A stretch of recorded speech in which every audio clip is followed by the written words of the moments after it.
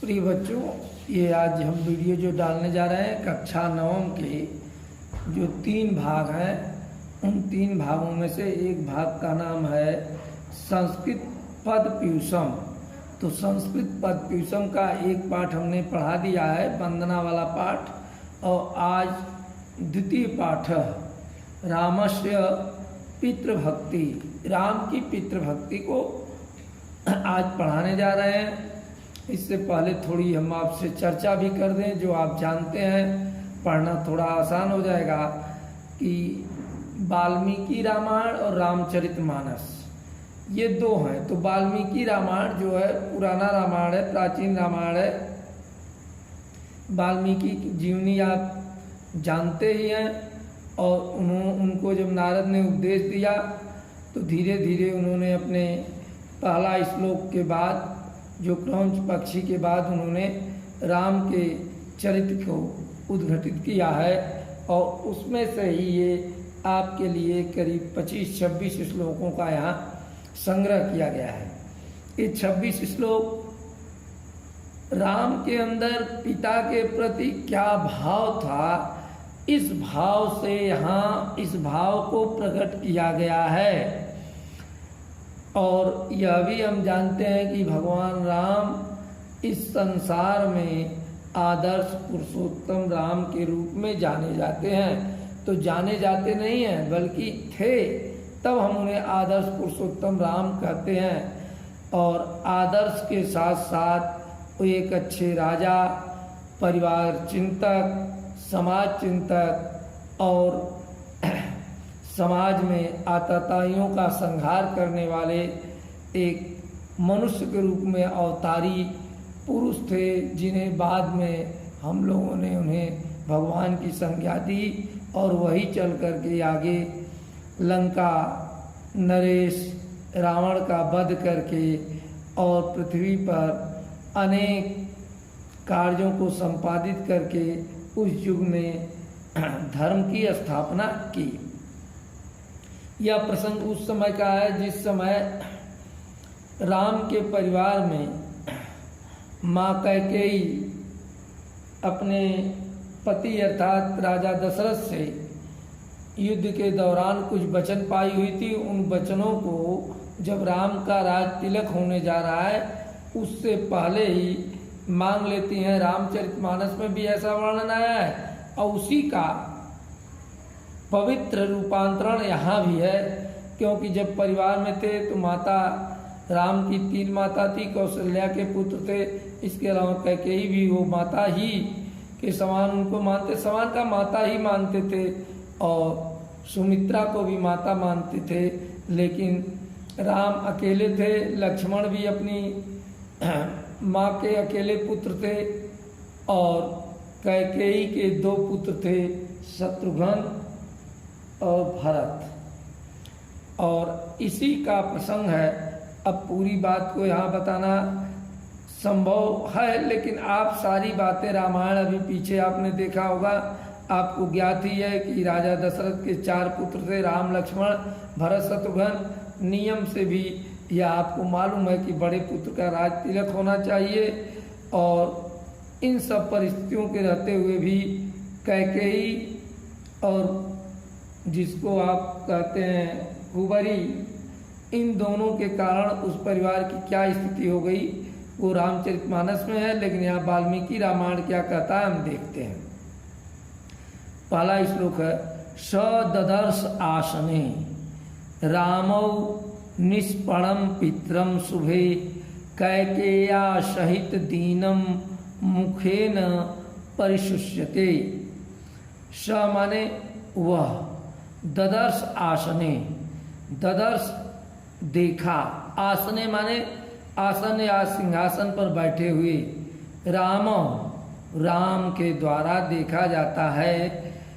निष्पणम पितरम शुभे, निरंतर जो शुभ रहते हैं वो क्या है, निष्पणम शोक में, पितरम पिता को, जो कल्याणकारी पिता थे उन्हें शोक में डूबा हुआ देखता है।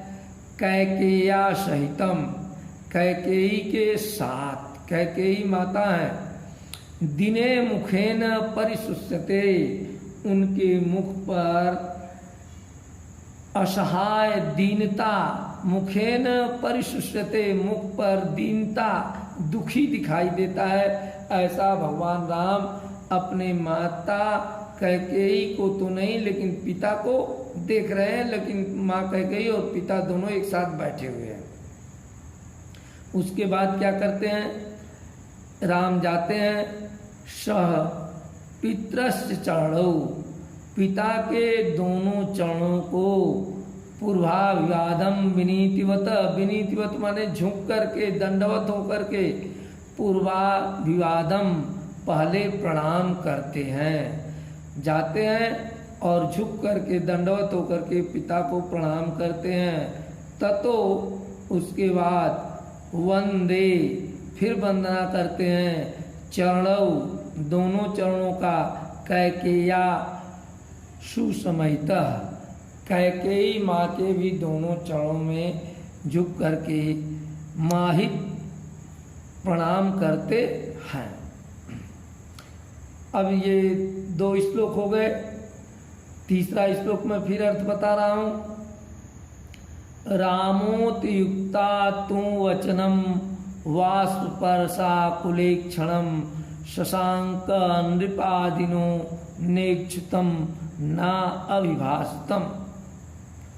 जब वो राम को देखते थे राजा दशरथ तो प्रसन्न हो जाते थे, राम का नाम लेते थे, और अगर दुखी होते थे तो भी वो क्या हो जाते थे, प्रसन्न हो जाते थे। लेकिन राम क्या देख रहे हैं, रामो उक्ता, राम कह करके वे तुम वचनम, उस वचन को राम ही बोले और उसको कहते ही वाष्प पर्या कुले अक्षरम, वाष्प माने होता है आंसू, पर्या माने जल, कुलेक्षणम माने आँखों में, आँखों में उनके आंसू आ गए। राम जो उन्होंने कहा, राजा दशरथ उनके वचन को सुनते हैं राम, और राजा दशरथ के आँखों में आंसू आ जाते हैं। शशांक नृपादिनो नेक्षितुम ना अविभाषितम, और जब आंसू आ जाते हैं तो न वह राम को, शशांक नृपदादिनो, नृपादिनो माने राजा इतना दुखी हैं, शशांक न नेक्षितम, राम को न देख पाते हैं, न भाषितम, कुछ कह पाते हैं, केवल हे राम या राम कहते हैं, उनकी आंखों में आंसू आ जाता है, वो राम को न देख पाते हैं और न कुछ आगे उससे ना भिस्तम, आगे कुछ कह नहीं पाते हैं। इस तरह से अब तीसरे श्लोक में अर्थ है कि दुखी राम के पिता राजा दशरथ भगवान राम को जब देख करके प्रसन्न होते थे, आज एक शब्द बोलने के बाद आंखें उनकी आंसू से भर जाती हैं और राम की तरफ देख भी नहीं पाते हैं और कुछ कह भी नहीं पाते हैं।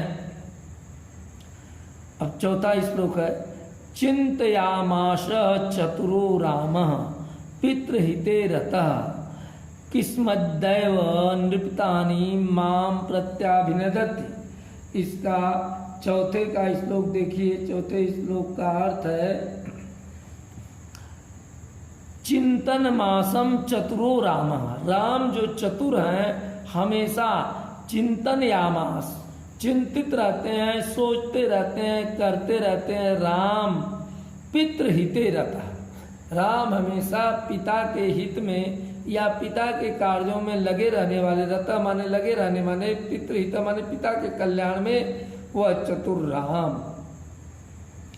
कस्मित दैव, कस्मित दैव माने किस कारण, दैव माने आज, कस्मित दैव किस कारण आज, नृपतनि राजा, माम माने मुझसे, प्रत्याभिनंदति प्रसन्न नहीं हो रहे हैं या मेरा स्वागत नहीं कर रहे हैं, मुझसे बातें नहीं कर रहे हैं, प्रतिभिनद मुझसे बात नहीं कर रहे हैं, मेरा स्वागत नहीं कर रहे हैं, मुझे देख नहीं रहे हैं। ऐसा क्यों हुआ? स्वाभाविक रूप से राम रोज जाते थे, तो जिस तरह का व्यवहार राजा दशरथ करते थे, आज उस तरह का व्यवहार नहीं कर पा रहे हैं राजा दशरथ। इस कारण वो चिंतित होते हैं और उसके कारण को तलाशने की कोशिश करते हैं।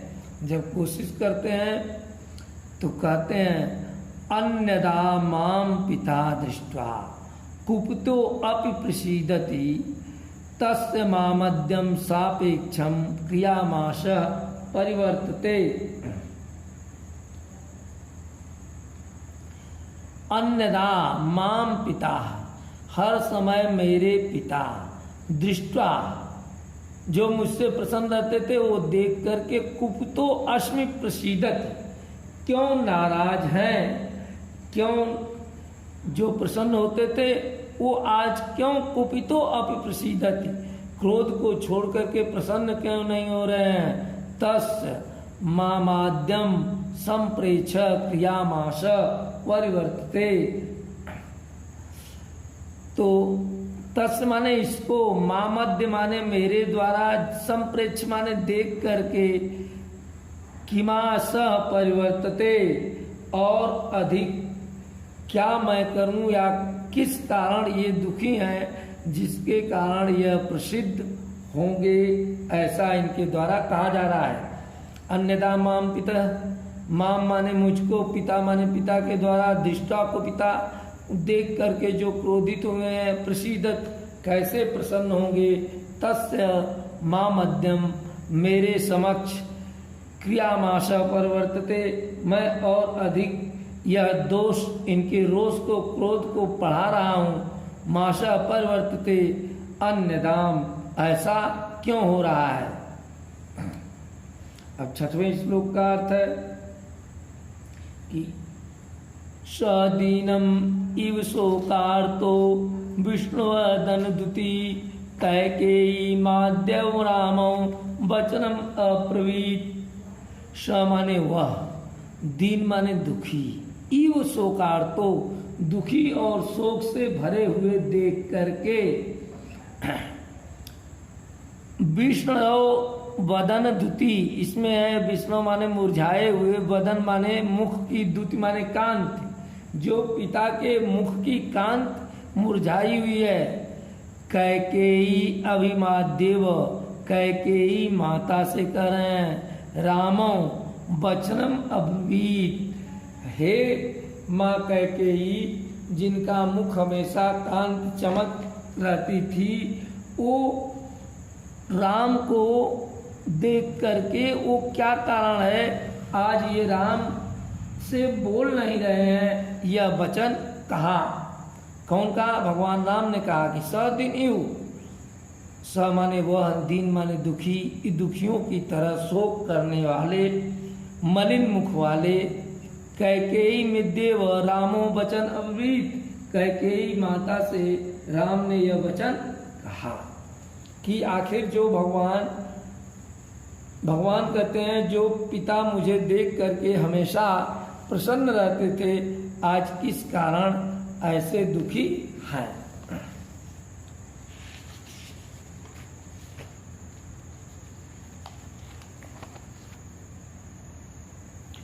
अब श्लोक संख्या 7 पाएंगे आप। श्लोक संख्या है कंचनम्या न अपराधम ज्ञातम जानादि एन मे पिता कुपितो अस्तन्मावच्छम तन्मेव प्रसादय। कभी कभी जाने और अनजाने में भी अपराध हो जाता है। अपराध होने के कारण हमसे श्रेष्ठ जन नाराज हो जाते हैं, तो हम उस नाराजगी को नहीं जान पाते हैं। इसी तरह का कुछ भाव इस श्लोक में भी अभिव्यक्त किया गया है।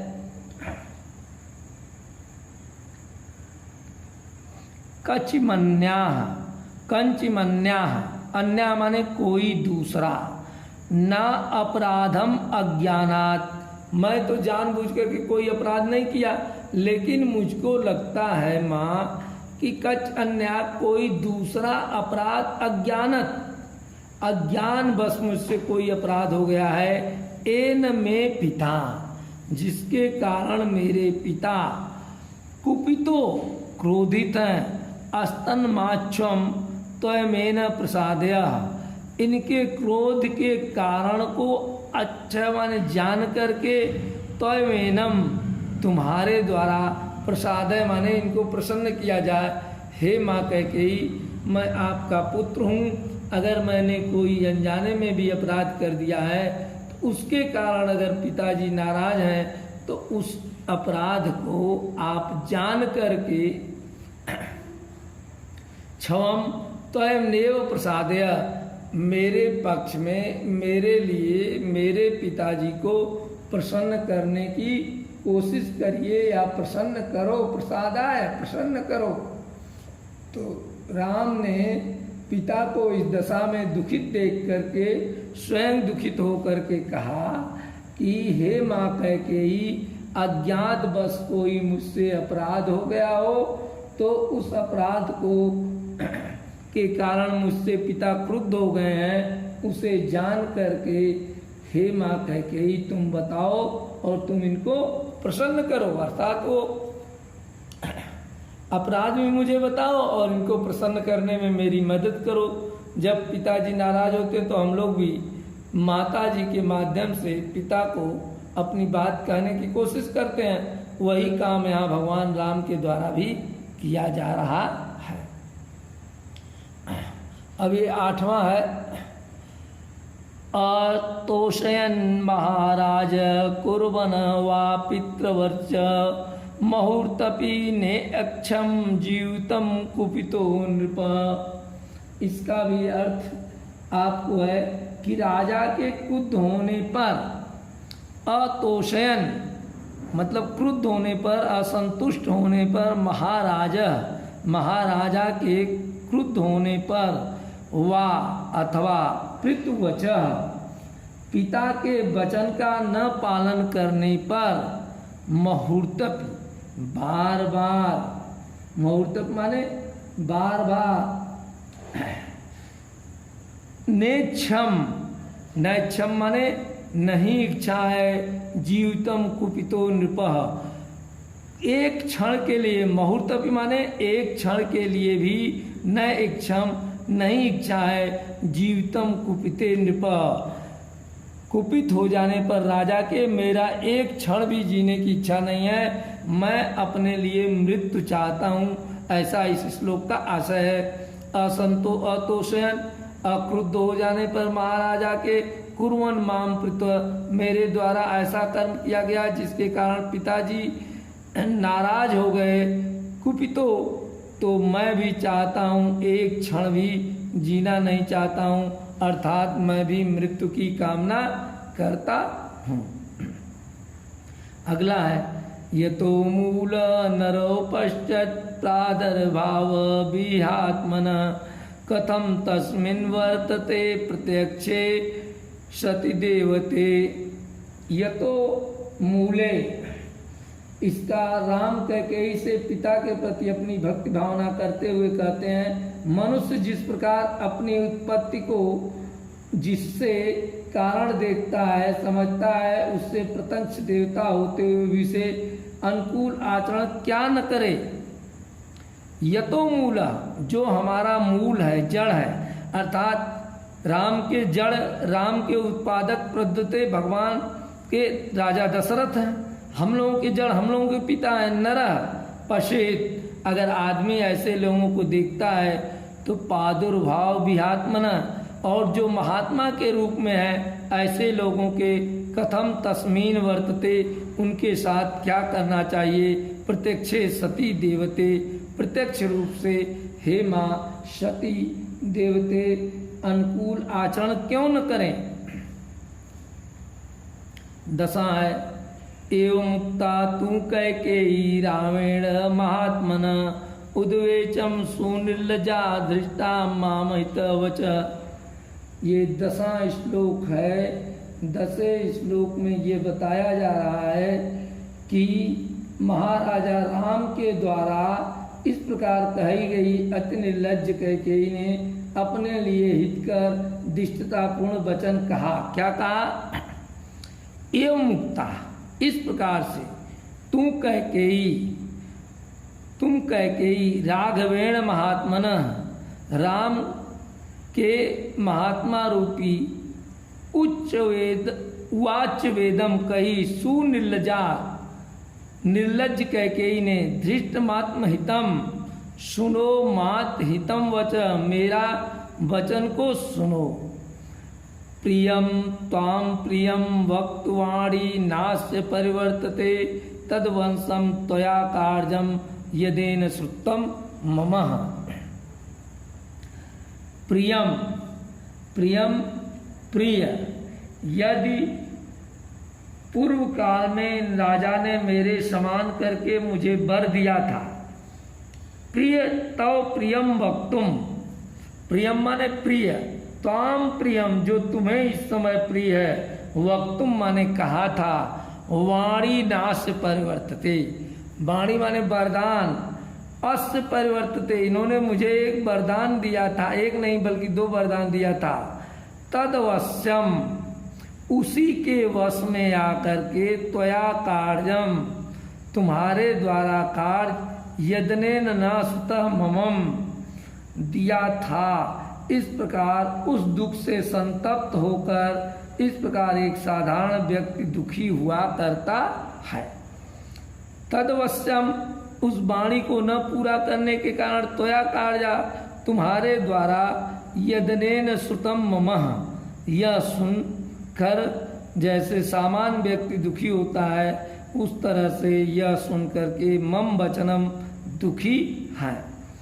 इस प्रकार से इस पूरे श्लोक को पढ़ते हुए आपको ये पता लग रहा है कि यह बात पूरी तरह से भरत के राज्य के तरफ या कैकेयी इस बात का संकेत करती जा रही है कि इन्होंने एक बार 2 वरदान दिया था, उन 2 वरदानों में से हम आज उन वरदानों को मांगने के लिए यहाँ बैठे हुए हैं और उस वरदान को देने से ये इनकार कर रहे हैं। इस कारण यदनेन नासुतः मम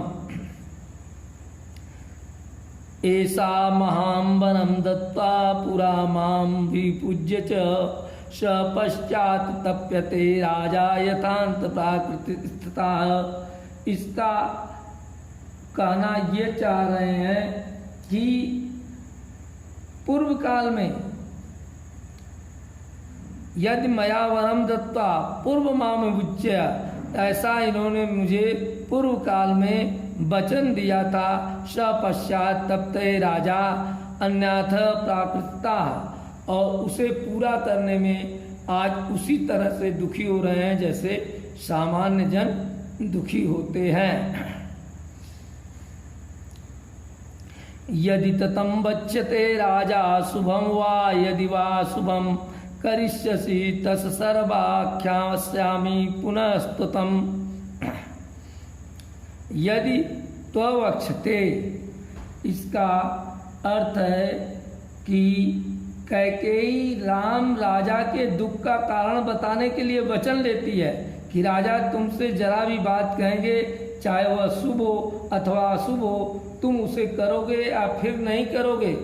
क्योंकि राजा दशरथ बोल नहीं रहे हैं, राजा दशरथ नहीं बोल रहे हैं तो कैकेयी कर यदि तद्वक्षते, तुमसे ये चाहते हैं राजा, शुभम वा यदि अशुभम, तुमसे कोई कल्याणकारी बातें कहना या अशुभम अकल्याणकारी बातें करना, करिष्यसि करोगे, ततः सर्व आख्यामास्ति पुनस्तम, अगर ऐसा तुम करो तो मैं उसे आख्यास्ताम माने व्याख्या कर दूं, पुनस्तम मैं आपको बता दूं। अगर इनके द्वारा जो वचन कहे जाने वाले हैं उनको आप अगर पूरा करने वाले हैं तो उन वचनों को मैं बता दूं। एतद् वचनम श्रुत्वा कैकेय्या समुद्दाहितम उवाच व्यथितो रामस्तं देवी नृपो संधितः। इस प्रकार कैकेयी के द्वारा कहे गए वचन को सुन करके राजा के समीप बैठी हुई देवी कैकेयी को इस प्रकार कहा। एतत् वचनम श्रुत्वा, इस वचन को सुन करके कैकेय्या समुद्दाहितम, कैकेयी के साथ दुखित उवाच व्यथितो, उन्होंने कहा रामास्तं देवी नृप सन्निधौ, राम ने देवी के लिए नृपौ सन्निध राजा के लिए कहा। इस प्रकार से मैंने आज ये आपको 14 श्लोक पढ़ा दिया है। इसके बाद अगले भाग में भाग 2 करके 15 से 26 तक का वीडियो डाल दूंगा। किताब लें, पढ़ें और इसका अर्थ लिखने का अभ्यास किया जाए।